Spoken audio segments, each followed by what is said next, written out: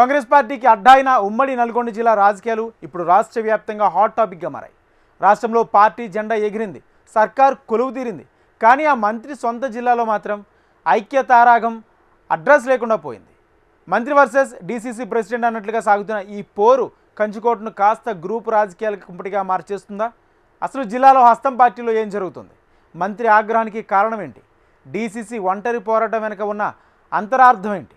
HMTV ప్రత్యేక కథనంలో తెలుసుకుందాం. నల్గొండలో మంత్రి వర్సెస్ డీసీసీ ప్రెసిడెంట్.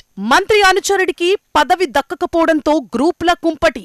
జిల్లాలో ఏ పార్టీ కార్యక్రమమైనా ఎవరికి వారే. మంత్రి మీటింగ్లో డీసీసీ ప్రెసిడెంట్ కు అవమానం. కాంగ్రెస్ కంచుకోటలో ఈ వర్గాల గోలేంటి? జిల్లాలో ఇంత జరుగుతున్న గాంధీ భవన్ పెద్దల మౌనమేలా?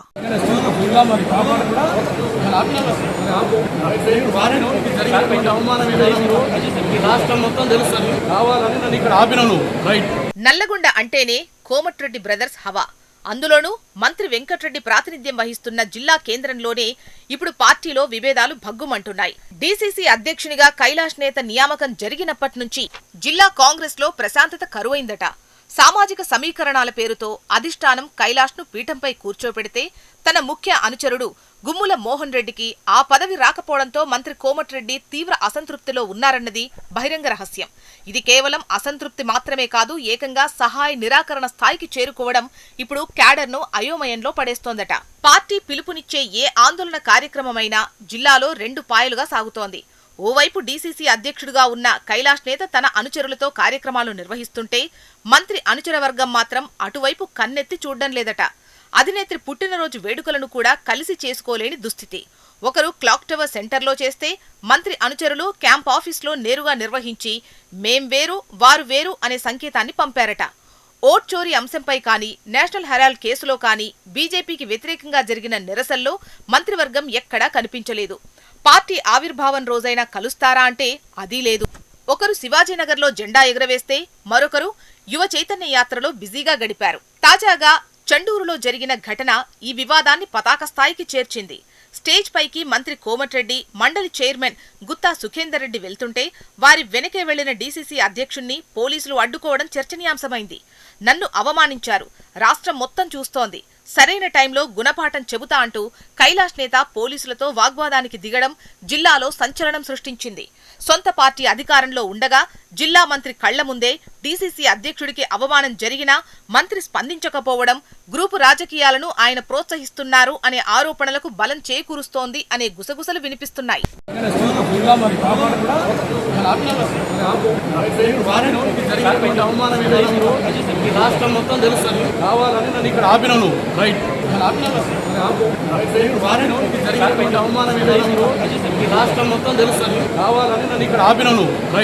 డీసీసీ పిలుపునిచ్చిన కార్యక్రమాలకు వెళితే మంత్రికి కోపం వస్తుందేమో, వెళ్లకపోతే పార్టీ క్రమశిక్షణ తప్పినట్టు అవుతుందేమో అని సామాన్య కార్యకర్త మదనపడుతున్నాడట.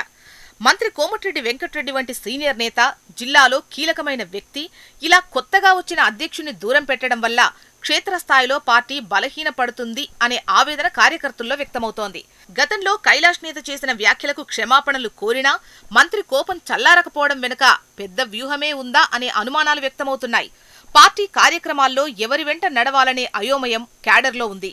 కరవమంటే కప్పకు కోపం, విడవమంటే పాముకు కోపం అన్నట్టు మారిందట నల్లగొండ జిల్లా కేంద్రంలోని హస్తం శ్రేణుల పరిస్థితి.